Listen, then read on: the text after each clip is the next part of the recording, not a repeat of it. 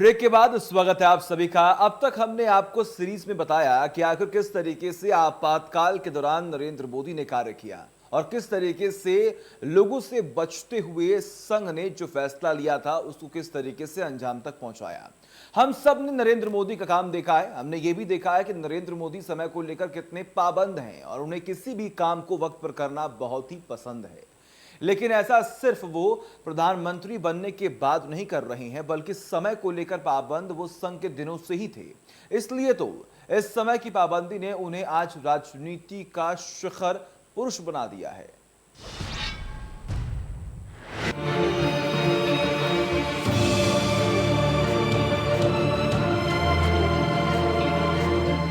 नरेंद्र मोदी समय के बहुत ही पाबंद माने जाते हैं।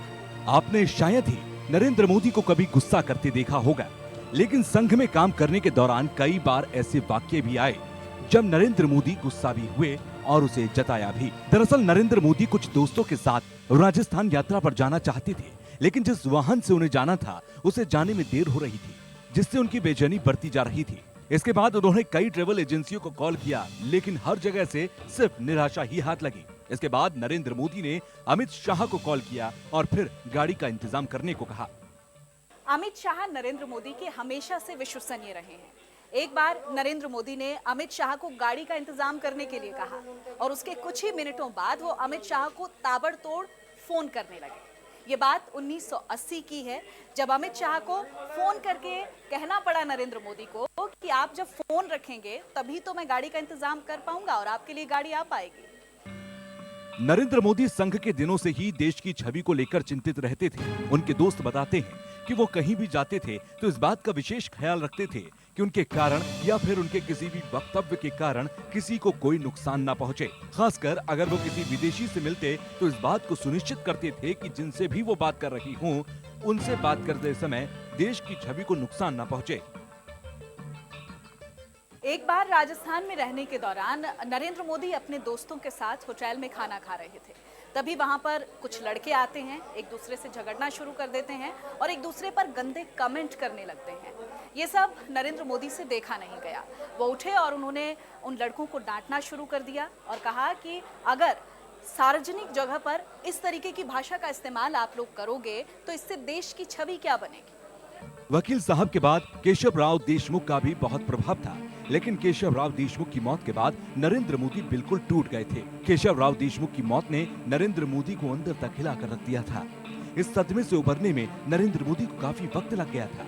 नरेंद्र मोदी इनोवेटिव आइडिया के हमेशा से धनी रहे थे। वो समय समय पर इनोवेटिव आइडिया को लेकर संघ के पदाधिकारियों के पास जाते रहते थे, जिसे देखकर आरएसएस के वरिष्ठ पदाधिकारी भी अचंभित हो जाते थे। 1981-82 में नरेंद्र मोदी आरएसएस कार्यालय में रहते थे। वहां हेड गवार का जन्मोत्सव था। सभी जो स्वयंसेवक थे उनको कहा गया कि वो अपने अपने तरफ से कोई आइडिया दें हेड गवार के जन्मोत्सव को लेकर।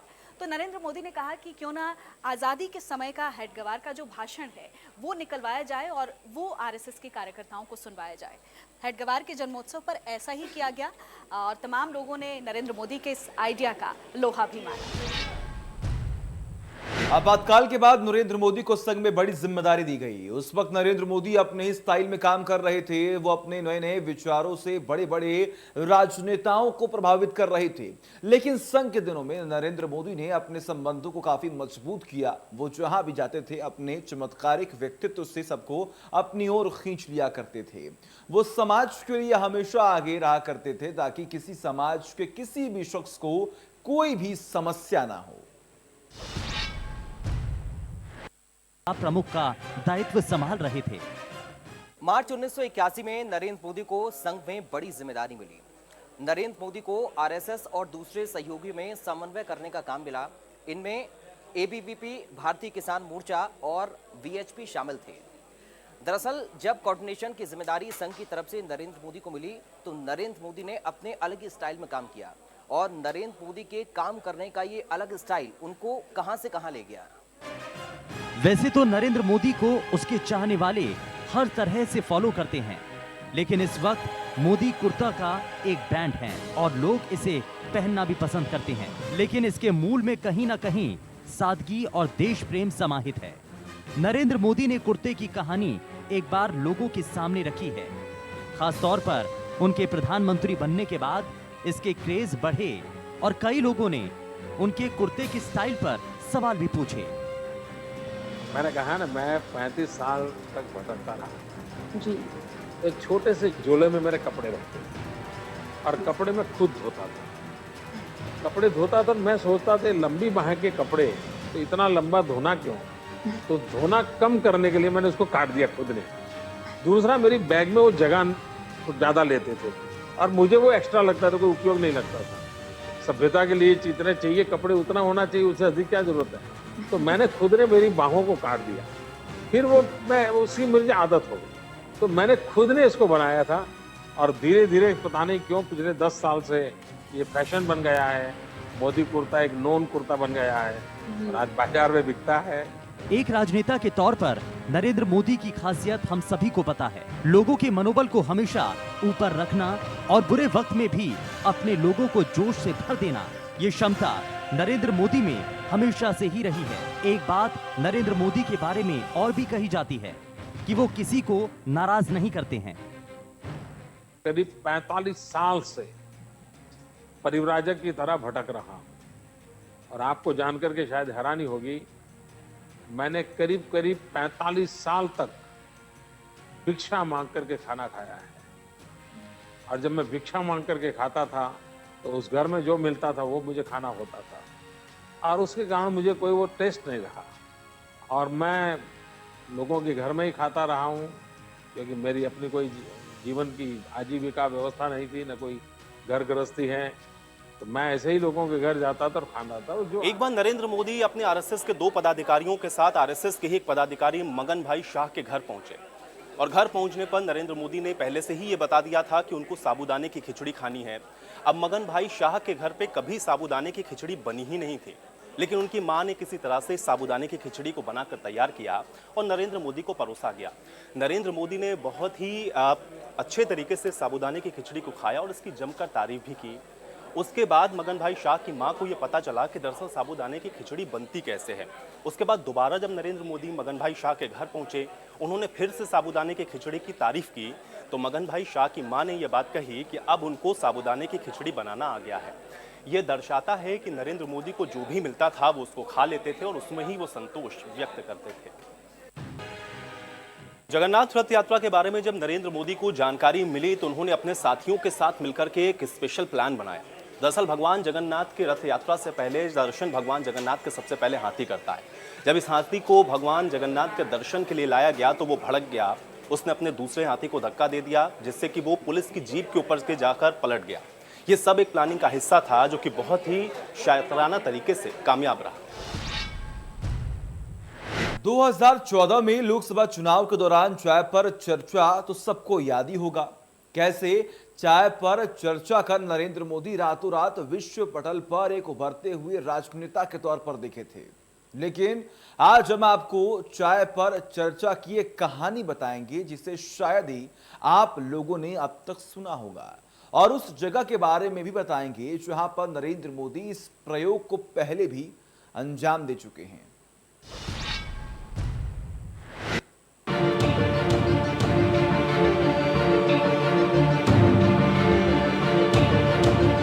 दो 2014 के लोकसभा चुनाव में चाय पर चर्चा तो आपने देखी ही होगी, जो अब तक सभी लोगों की जुबान पर है। इस कार्यक्रम के बाद प्रधानमंत्री नरेंद्र मोदी सिर्फ देश में ही नहीं बल्कि विदेशों में भी फेमस हो गए। वो जहां भी जाते चाय पर चर्चा की बात जरूर होती थी, लेकिन इस चाय पर चर्चा की कहानी बेहद ही दिलचस्प है। बात 1984 की है जब आरएसएस के जो पदाधिकारी हैं वो फुटपाथ पार्लियामेंट लगाया करते थे और फुटपाथ पार्लियामेंट के अंदर कई पदाधिकारी और कई नेता इसमें शामिल हुआ करते थे। इसमें राजनीतिक तौर पर चर्चाएं होती थीं और नरेंद्र मोदी भी इसमें हिस्सा लेते थे। दरअसल नरेंद्र मोदी जब इसमें हिस्सा लेने लगे तो उसमें बड़ी भूमिका इस पार्लियामेंट के दौरान उन्होंने निभाई और बड़े हद तक इसमें बदलाव लाने की कोशिश भी की। और इसके लिए देखा गया कि जब 2014 आया तो 2014 के आसपास जब अलग अलग विषयों को लेकर के चर्चा की जाती तो नरेंद्र मोदी ने उसी वक्त एक नारा दिया, यानी कि चाय पर चर्चा की शुरुआत इसी मंच से की गई। 1980 के दशक में जब नरेंद्र मोदी गुजरात की भाजपा इकाई में शामिल हुए तो माना गया कि पार्टी को संघ के प्रभाव का सीधा फायदा मिलेगा। 1988-89 में पार्टी की गुजरात इकाई के महासचिव बनाए गए नरेंद्र मोदी ने लालकृष्ण आडवाणी की 1990 की सोमनाथ अयोध्या रथ यात्रा के आयोजन में अहम भूमिका अदा की। दरअसल 9 मई 1986 को आडवाणी बीजेपी के राष्ट्रीय अध्यक्ष बने। आडवाणी ने संगठन को मजबूत करने के लिए कई युवाओं को पार्टी में शामिल किया, जिनमें प्रमोद महाजन, सुषमा स्वराज, एम वेंकैया नायडू, अरुण जेटली, नरेंद्र मोदी, राजनाथ सिंह और के.एन. गोविंदाचार्य प्रमुख थे। राष्ट्रीय राजनीति में मोदी के उदय के साथ ही आडवाणी की नजर उन पर थी। शुरू से ही आडवाणी मोदी की प्रतिभा के कायल थे। नरेंद्र मोदी को बीजेपी में संगठन की जिम्मेदारी सौंपी गई, लेकिन इस जिम्मेदारी के साथ साथ कुछ और बड़े कदम उठाने के लिए भी उनको कह दिया गया। नरेंद्र मोदी अपने इन्हीं व्यक्तित्व की वजह से पार्टी के भीतर, संगठन के भीतर अपनी एक अलग पहचान बनाए हुए थे और लगातार उनके द्वारा इन सभी चीजों में बदलाव लाने के लिए प्रयास किए जाते रहे और इसका परिणाम भी देखने को मिला। दरअसल नरेंद्र मोदी अपने संगठन के भीतर कार्यकर्ताओं और अपने साथी लोगों को साथ जोड़ने के लिए कुछ ऐसा करते रहे कि उन्होंने पार्टी को बड़ी मजबूती दी और इसीलिए जब अहमदाबाद में नगर निगम के चुनाव हुए तो उसमें भारतीय जनता पार्टी को बड़ी सफलता मिली और ये नरेंद्र मोदी की सफलता में मील का पत्थर साबित हुआ। नरेंद्र मोदी अपने नए नए प्रयोगों के लिए जाने जाते थे। जाति, धर्म, पंथ, समुदाय, इसे कैसे जोड़कर रखना है, ये नरेंद्र मोदी को बखूबी आता था। वैसे भी नरेंद्र मोदी अपने शब्दों से सबको कायल कर ही देते हैं।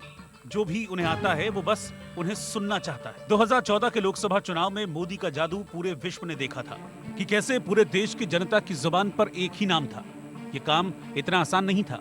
आरएसएस के दिनों से नरेंद्र मोदी नए नए प्रयोग करते रहते थे और वो सबसे ज्यादा विश्वास संगठन में युवाओं को जोड़ने पर रखते थे, क्योंकि उनका मानना है कि युवा ही इस देश की शक्ति है जो देश को आगे ले जाने में समर्थ है। साल 1987 में जब गुजरात लगातार अकाल से जूझ रहा था, बीजेपी ने गुजरात के इन हिस्सों में नए प्रयोग के तौर पर न्याय यात्रा की शुरुआत की। न्याय यात्रा का ये विचार नरेंद्र मोदी का ही था। ये न्याय यात्रा उन इलाकों में खास तौर पर हुई जहां लोग ज्यादा परेशान थे। इस नए प्रयोग के जरिए बीजेपी को जनता से संवाद करने का एक बेहतर मौका मिल गया और इसके चलते अगले कुछ सालों में बीजेपी के हाथ एक अहम हथियार भी लग गया। नरेंद्र मोदी के जीवन में एक वक्त ऐसा भी आया जब उन्हें राजनीति में हाशिए पर डालने की कोशिश की गई, लेकिन नरेंद्र मोदी हर वक्त मुश्किल दौर के बाद उभर कर सामने आए। जब भी उन्हें पीछे करने की कोशिश की गई, वो और मजबूत व्यक्तित्व के साथ सबके सामने आए। ये वही दौर था जब नरेंद्र मोदी ने कार्यकुशलता के दम पर लाल चौक पर झंडा फहराकर सबको अचंभित कर दिया था। रथ यात्रा की ख्याति दिल्ली में बैठे लोगों तक पहुंचने लगी थी। सरकार के खिलाफ एक जन आंदोलन में खुद को प्रयोग के तौर पर स्थापित करने वाले नेता की नरेंद्र मोदी ने पहचान बना ली थी और इसी का परिणाम था जब लालकृष्ण आडवाणी ने सोमनाथ से रथ यात्रा निकालने की सोची तो गुजरात में इसकी कमान नरेंद्र मोदी को दी गई। नरेंद्र मोदी धीरे धीरे अपने बलबूते पर बीजेपी में आगे बढ़ चुके थे। गुजरात में कई यात्राओं में अपना कौशल दिखा चुके नरेंद्र मोदी को राष्ट्रीय अध्यक्ष बने मुरली मनोहर जोशी ने एक बड़ी जिम्मेदारी दी। दरअसल एकता यात्रा जो दिसंबर 1991 में देश के दक्षिण यानी तमिलनाडु से कन्याकुमारी से शुरू होकर कश्मीर के श्रीनगर में खत्म होनी थी। इस यात्रा को लेकर अलगाववादियों की तरफ से खुली चुनौती मिली, जिसमें उन्होंने तिरंगा फहराने की इजाजत देने से इनकार कर दिया। ऐसे में श्रीनगर के लाल चौक पर झंडा फहराकर देश के आम लोगों के मन में अपनी जगह बनाना और आतंकवाद को एक प्रमुख मुद्दा बनाना भी इस यात्रा का मुख्य उद्देश्य था, जिसे अंत में नरेंद्र मोदी ने बखूबी अंजाम दिया। यात्रा की सफलता ने आतंकवादियों को परेशान करके रखा है। लाल चौक में पोस्टर्स लगाए, दीवारों पे लिखा है, जिसने अपनी मां का दूध पिया हो वो श्रीनगर के लाल चौक में आए, आकर के भारत का तिरंगा झंडा फहराएं और अगर वो जिंदा वापस जाएगा तो आतंकवादी उसे इनाम देंगे। आतंकवादी कान खोल करके समझे। 26 जनवरी को परसों, अब चंद घंटे बाकी हैं, लाल चौक में फैसला हो जाएगा किसने अपनी मां का दूध पिया। नरेंद्र मोदी पिछले कई सालों से अपने काम की वजह से लगातार ख्याति अर्जित कर रहे थे। उनकी लगातार बढ़ रही ख्याति दूसरों के लिए परेशानी का सबब बन रही थी। सफल एकता यात्रा से लौटने के बाद भारतीय जनता पार्टी की प्रदेश में नई टीम में उन्हें जगह नहीं दी गई थी। ये नरेंद्र मोदी का खुले तौर पर अपमान था। उन्होंने इस समय में बहुत ही संयमित ढंग से काम किया और दोबारा राजनीति के शिखर पुरुष बनकर निकले।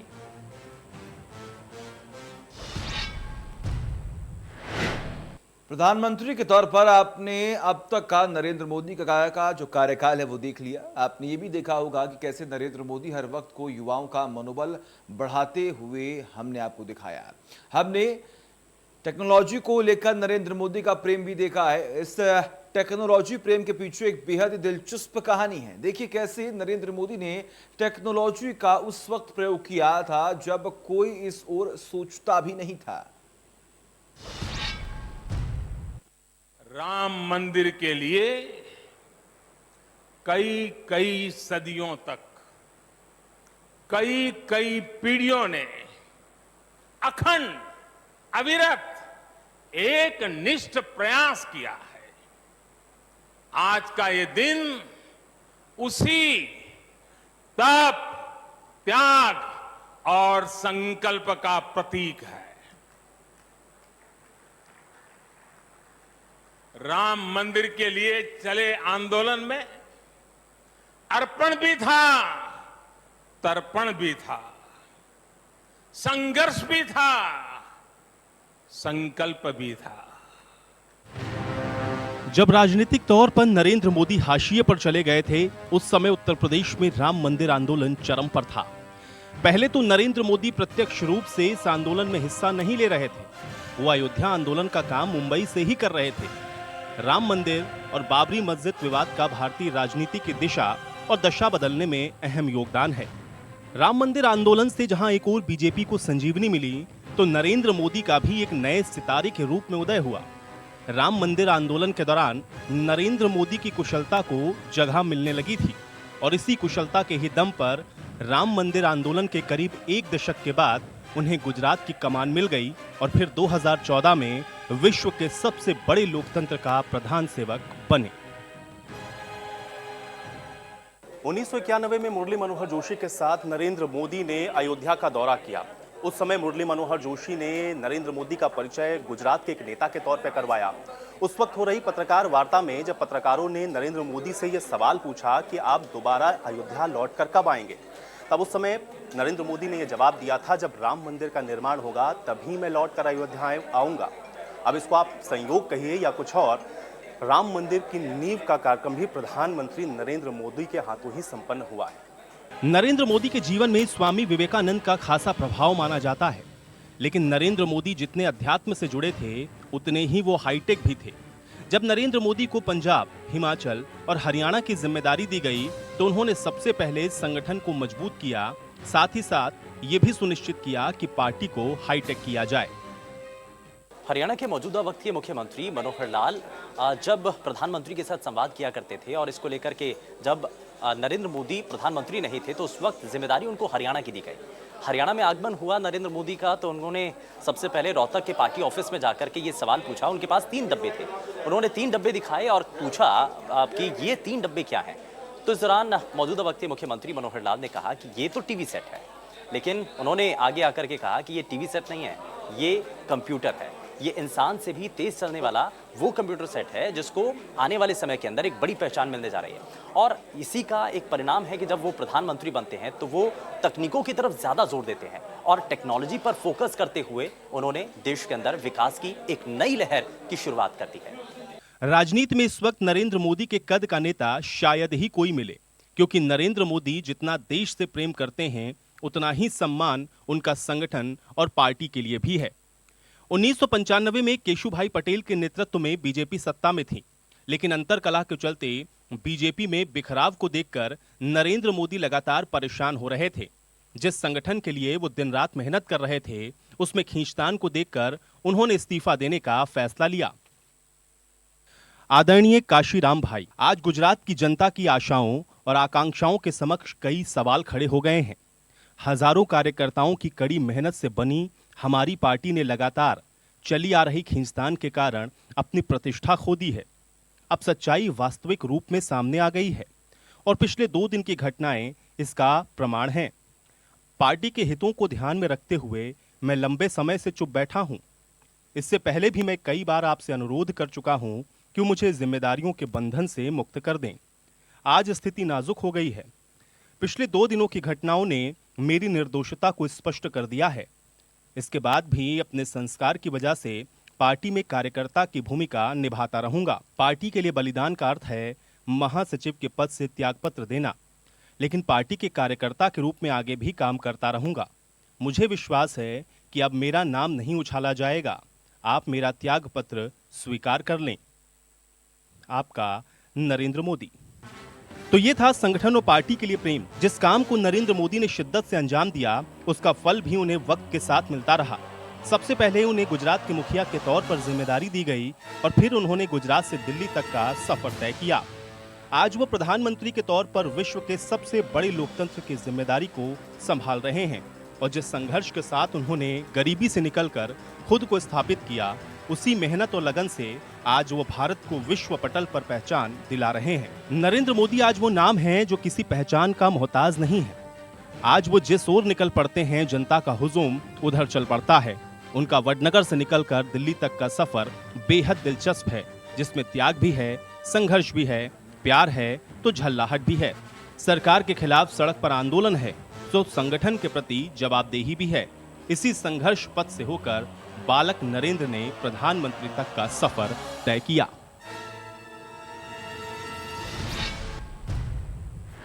चलिए, वक्त है एक छोटे से ब्रेक का। खबरों का सिलसिला लगातार जारी है।